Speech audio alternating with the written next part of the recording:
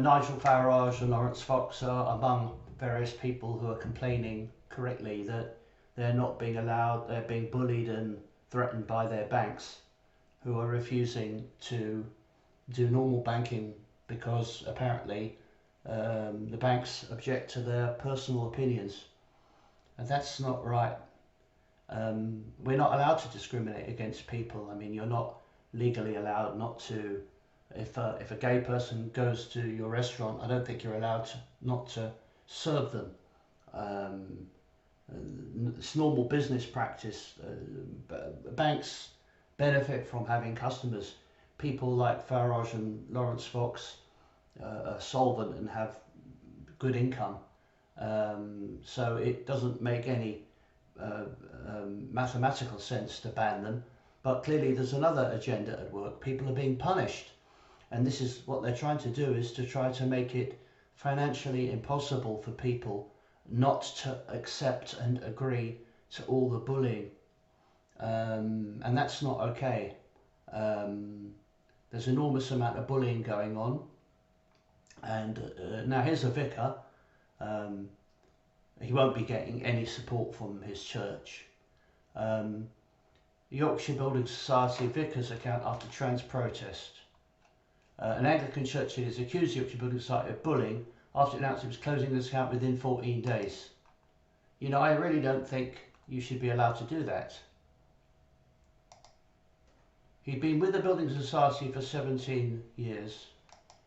Can't see what it says, but I could find it on archive. But the bottom line is, now let's have a quick look at the people who run Yorkshire Building Society. Building Society admits it would close customers' account if they are rude or discriminate. Well, hang on a minute. They are discriminating. You know? The Yorkshire Building Society came to it several times with a client who questioned use of pride flags. Where the banks are targeting people. The Yorkshire Building Society has no right. It says here, to close the account if a customer is rude, abusive, violent, or discriminates in any way. What? High-end banking group. Is it a high-end banking group?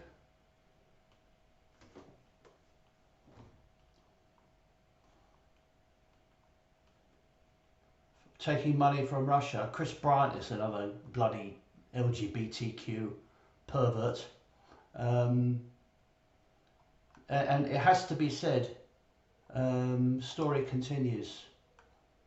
It's not okay that they do this. My family and I had all our accounts closed. The Eurosceptic Party, the Nationwide Building Society. Absolutely. My opinion of Nigel Farage is slightly positive. He has done a lot of good, but I also feel he's to a certain extent a controlled person. He isn't really allowed to say who's responsible. The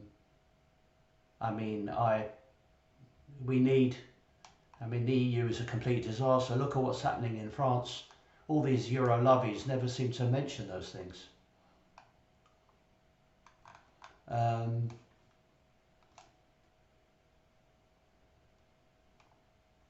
Anyway, Katie Price reveals how many men she slept with. Why do we need to know that? It's absolutely shocking that this woman is paid for this garbage. She's actually makes money, a lot of money over the years, for this bullshit. No wonder people have got no morals. Oh God. 40 cent weather, it hasn't been 40 centigrade today, that's for sure. So let's have a look at the people who run Yorkshire Bank, shall we? Okay, she's the chief executive, Susan Allen, BA Honours, blah blah blah, OBE. She's got an OBE. So these type of people will always be pushing establishment narrative. The royal family, the government, the Conservative Party are all pushing this through. UK Finance, proud champion of diversity, inclusivity through her career. Diversity and inclusivity. Do you see those words? When you hear those words, then you need to watch out. But it's not just her, It's people look at these other ones. Alistair Lenman, Orla Hunt, Kay Ireland, bit butch.